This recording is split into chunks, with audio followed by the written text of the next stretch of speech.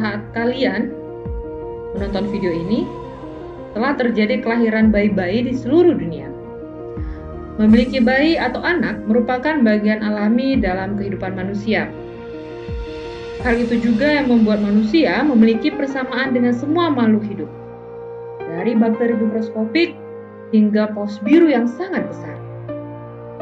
Namun, tidak ada makhluk hidup yang dapat hidup selamanya. Dengan memiliki anak, kita menghasilkan keturunan dan memastikan bahwa spesies atau jenis kita tidak akan punah. Proses menghasilkan keturunan tersebut dinamakan reproduksi. Adapun bagian tubuh yang terlibat dalam reproduksi dinamakan sistem reproduksi. Sistem reproduksi pada manusia, baik pria maupun wanita, memiliki struktur organ internal dan eksternal masing-masing. Setiap organ dalam sistem tersebut memiliki fungsi yang berbeda-beda pula. Simak penjelasan berikut ini untuk mengetahui lebih dalam tentang sistem reproduksi manusia.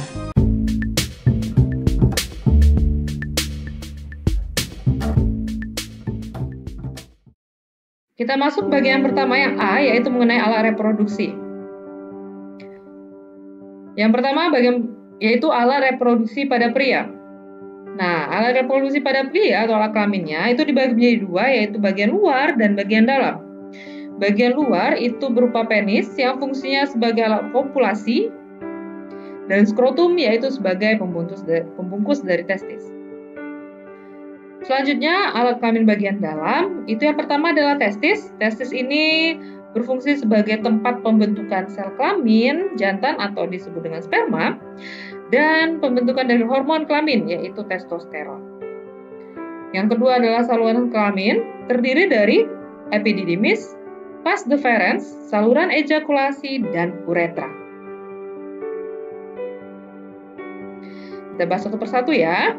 Yang pertama, saluran kelaminnya adalah epididymis. Epididymis ini berfungsi sebagai tempat penyimpanan sementara sperma sampai sperma matang.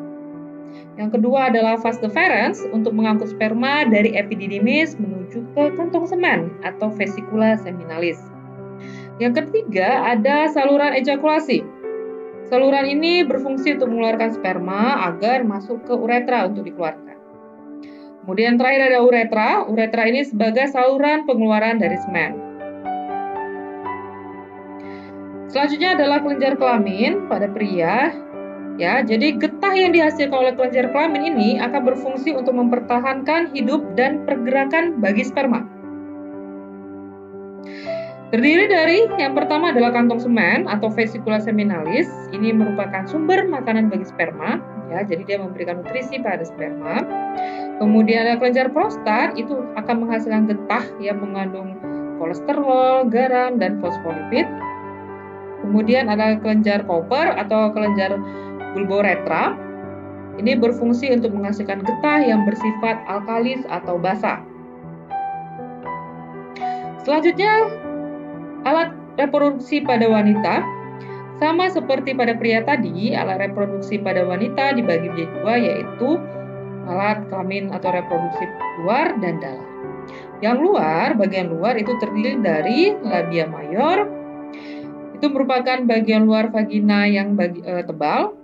Kemudian ada mons veneris, ini adalah pertemuan antara kedua bibir vagina, di mana bibir yang lebih tipis, ya bibir vagina tipis itu disebut dengan labia minor. Kemudian ada klitoris. Nah, bagian ini berbentuk seperti tonjolan kecil dan dikenal juga dengan kelentin. Selanjutnya alat kelamin dalam. Yang pertama adalah ovarium atau indung telur. Ovarium pada wanita itu berjumlah sepasang dan terletak di rongga perut.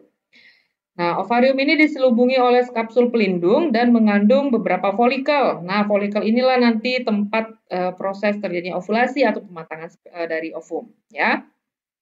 Kemudian ada oviduk atau tuba falopi. Saluran oviduk itu menghubungkan ovarium dengan rahim atau uterus. Oviduk berjumlah sepasang. Nah, pada bagian pangkalnya itu berbentuk menyerupai corong.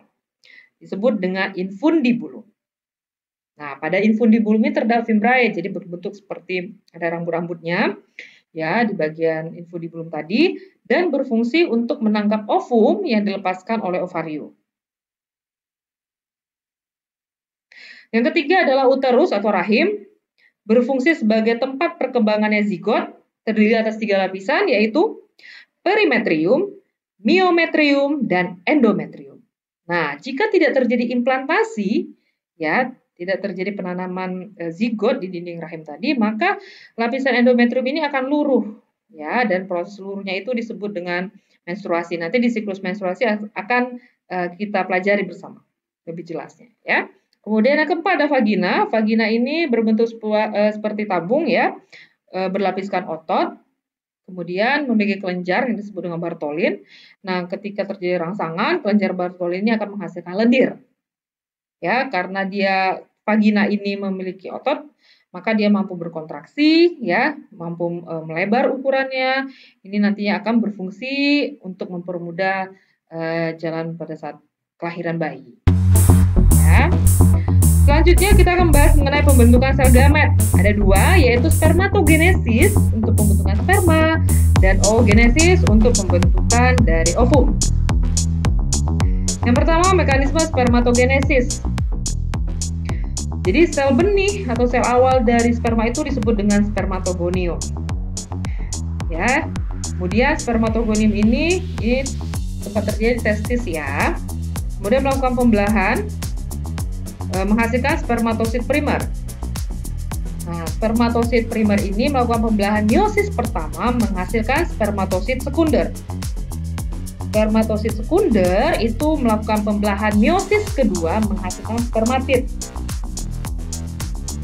Ya, kemudian spermatid ini mengalami proses namanya spermiogenesis, ya. Yang awalnya spermatid ini inmotil atau non-motil, artinya tidak mampu bergerak, menjadi mampu bergerak, ya. Nih, ya, dia mampu bergerak karena sudah membentuk ada flagellanya, ya. Makanya disebut ini menjadi sel spermatozoa atau sperma.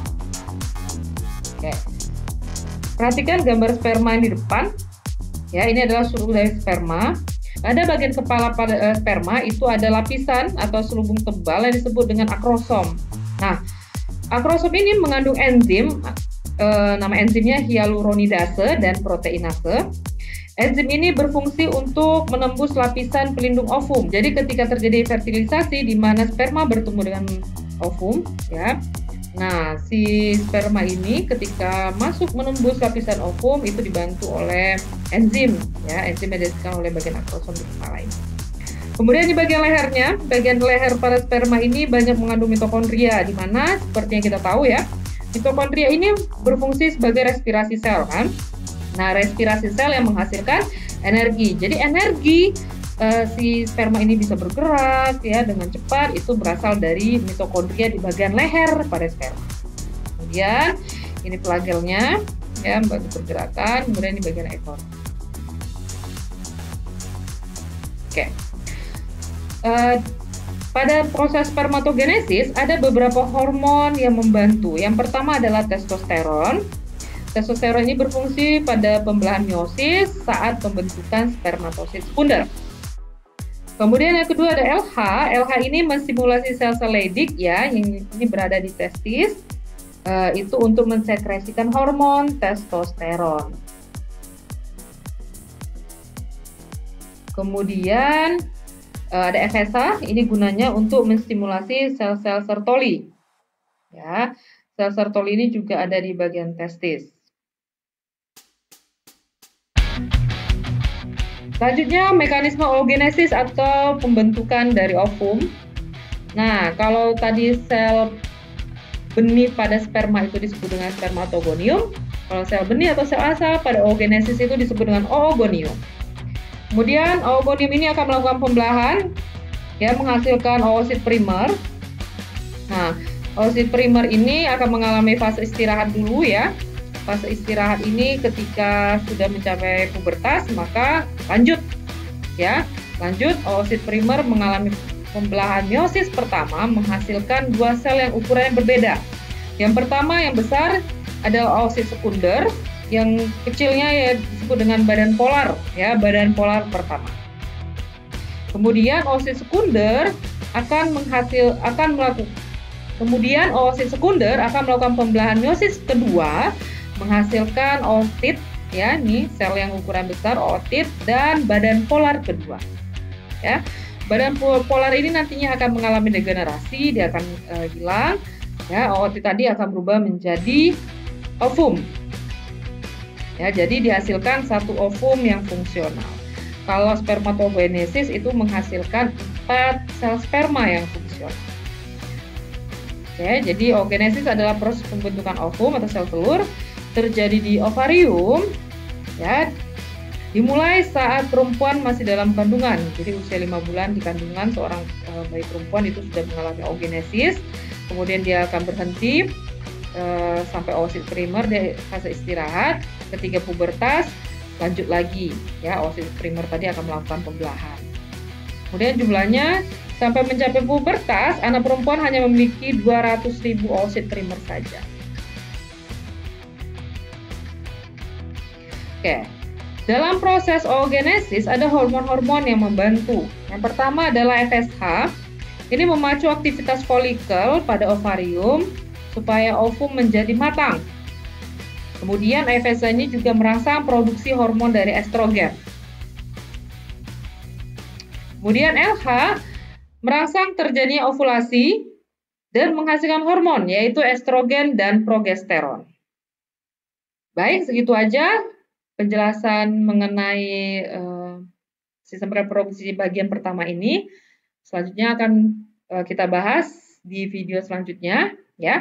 Kali ini tugas keterampilan kalian adalah membuat skema, pilih salah satu, ya, spermatogenesis atau oogenesis. Silakan kalian tulis skemanya di buku catatan, kemudian scan dan disubmit di Edmodo tepat waktu. Oke, kita ketemu di video pembelajaran selanjutnya. Tetap jaga kesehatan kalian. Bye!